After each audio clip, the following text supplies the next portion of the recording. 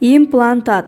Бүгүнкү күндө тиш дарылоо жасоо түрүнүн көптүгү белгилүү. Тиштерди калыбына келтирүүдө уламдан улам заманбап методдор колдонулууда. Алардын айрымдарынын баасы өтө кымбат болуп, чөнтөккө туура келбейт. Бирок анын сапатына толук кепилдиктер бар дешет адистер. Алардын бири имплантат. Тиш имплантаты. Тиш имплантаты бул металл штрихтери же структуралар жана каркастары хирургиялык жол менен тиш тамырларын алмаштыруу үчүн тиштин астындагы жана жогору жагындагы жаак сөөгүнө жайгаштырылган. Тиш түшүп калган учурда жана калыбына келбей калганда, аны чыгарып алуу керек болгон учурларда имплантацияга көрсөтмө бар. Имплантация 2 этап менен ишке ашырылат. Имплантат эмнеси менен айырмаланат? Калыбына келбей калган тиштин ордуна имплантат коюунун көптөгөн плюстары бар. Бүгүнкү күндө имплантат эң мыкты жана ыңгайлуу вариант катары саналып келет. Кадимки табигый тиштерден айырмаланбайт, стоматологдун кылдат кароосунда гана байкалат. Протез жана башка жасалган тиштер бир караганда дароо жасалма тиш экенин билдирип коет. Имплантатка тез көнүп кетүүгө болот. 2 күндөн кийин эле кадимки табигый тиштей болуп калат. Ал эми протезде ооздун ичинде кандайдыр бир чоочу нерсе тургандай сезилет. Тиштерди имплантация жасап жаткан учурда бүйлөнү калыбына келтирүү процесси да колдонулат. Жумшак тыкандар, бүйлөлөр, тиштер кадимки табигый көрүнүүсү үчүн. Ошондой эле имплантатка шилекей инфекциянын кирүүсүнөн коргоп турат. Ал эми жасалган тиш протез бүйлөнүн контурун алмаштырат.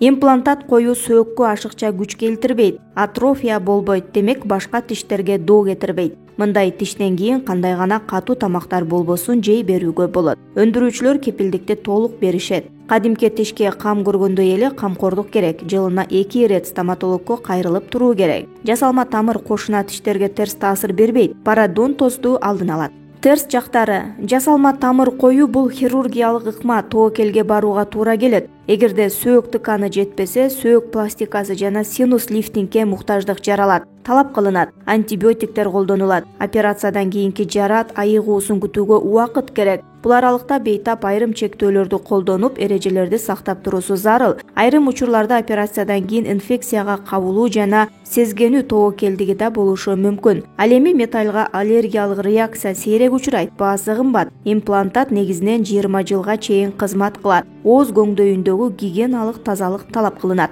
Этаптары. Алгач даярдоо этабы башталат. Бул 1 аптага чейин созулат. Ооз көңдөйүнүн абалына жараша. Бул үчүн тиштерди компьютердик томографиядан панорамалык тартуу менен көрүү зарыл. Мындай изилдөө көрүнбөй жүргөн патологияларды алып чыгат. Бүйлөнү дарылоо, кантка, гепатит, ВИЧке, сифилиске анализ берүү керек. Эгерде сөөк тыканы жетпесе, анда аны кошуу керек. Бул зарылчылыкка жараша. Мындай операция бир канча саатка созулат. Жаңы сөөк тыканын айыгуусуна 3-4 ай убакыт керек. Андан кийин гана имплантат тандоого убакыт келет. Хирургиялык этап: сөөктү даярдоо, айыгуу, тишке имплантат коюу, бүйлөнү формага келтирүү, абатмент орнотуу. Мунун бардыгы биригип 3 айдан 18 айга чейинки убакыт кетет. Ортопедиялык этап: слепки, коронканы даярдоо, фиксация, убактысы 1-2 жума.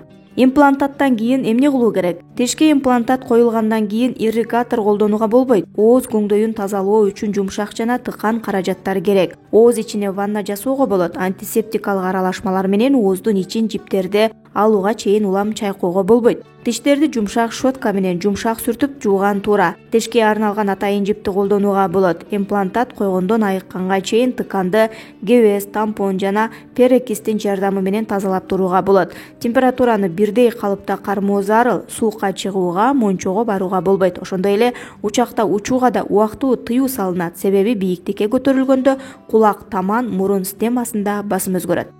Тамактануу тартиби. Ысык тамактарды бир аз чектеп туруу керек. Алгачкы суткаларда кофе ичүүгө болбойт. Ал кан басымды көтөрүп, кан кетүүгө алып келиши мүмкүн. Алкоголдук ичимдикке, тамеки тартууга болбойт. Алгачкы 10 күндө жабыркаган сөөк тыканын калыбына келтирүүдө кальций көп камтылган азыктарга басым жасоо керек. Быштак, кефир, йогурт жана башка туздуу, ачуу тоңдурулган, катуу кургатылган азыктарды, жаңгак данектерди чектөө зарыл. Тишке максималдуу түрдө күч келбеши керек. Мүмкүн болушунча жумшак, суюк, жылуу, кесилген майда азыктарды колдонуп туруу жакшы.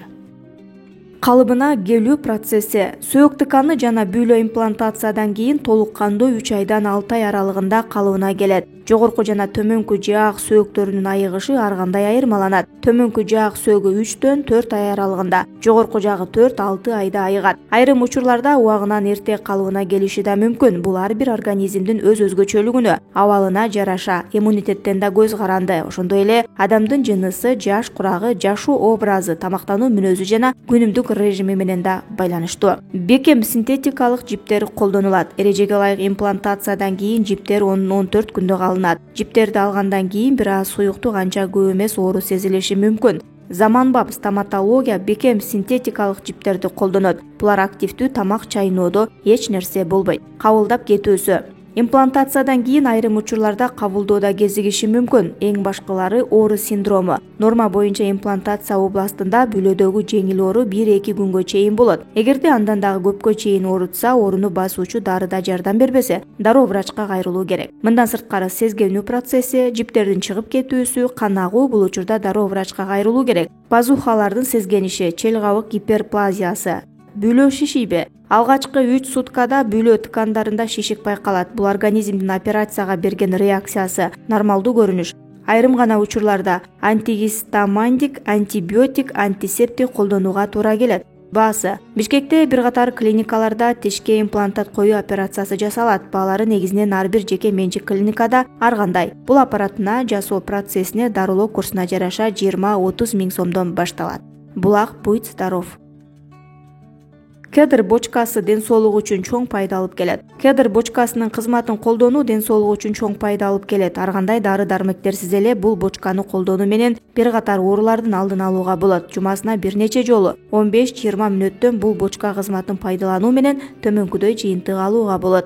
Иммунитет чыңдалат. Гриппти алдын алып, денени чыңдап, суук аба ырайына денени көндүрөт. Процедура учурунда бочка организмге антибактериялык таасир берет. Таяныч кыймыл системасынын оорулары менен күрөшөт. Дене ысып, булчуңдар жазылып, организмдин жалпы тонусу жогорулайт. Жүрөк кан тамыр системасынын көйгөйлөрүн алдын алат. Жогорку температуранын таасири менен капиллярлар кеңейип, кандын жүрүшү тездейт. Сулуулук агам көрөт. Биринчи эле процедурадан кийин теринин өңү кулпура түшөт. Тери назик, чоюлчаак болуп, өзгөчө көрк берет. Кимдерге колдонууга болбойт? Кургак учуу, курч мүнөздөгү сезгенүү ооруларында, боор сиррозунда, тромфолибиетте, онкологиялык илдетте, кан кетүүдө, жүрөк кан тамыр илдетинде, аритмия, экземада, остеоклероз, гипертонияда, кош бойлуу учурда. Бул үчүн врач менен кеңешип, так аныкталган соң гана процедураны колдонууга мүмкүн. Тер менен бирге уулуу заттары чыгат. Байыртадан фитобочкаларды ден соолукту чыңдоо, организмдин коргоочу күчүн жакшыртуу максатында колдонуп келишкен. Азыркы тапта жүздөп саналган медборборлор, санаториялар ушул процедураны сунушташат. Фитобочка бул мини сауна, бир гана тегерек формада эмес, квадрат жана башка формалары да бар. Кадимки мончодо буга отура албаган адамдар үчүн кедр бочкасы ыңгайлуу жана пайдалуу. Кедр бочкасы организмден уулуу заттарды айдайт. Тер менен көп бөлүнүп чыгып, токсиндер чыгат. Бөйрөккө келген күч азаят, циститти алдын алып жана башка зара, жыныс системасынын ооруларын дарылайт.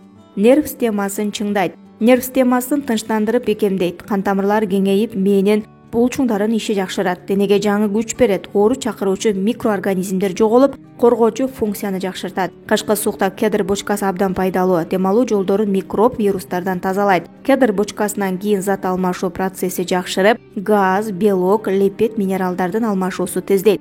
Организм туздардан, оор металлдардан арылып, жеңилдеп калат. Булак, будь здоров.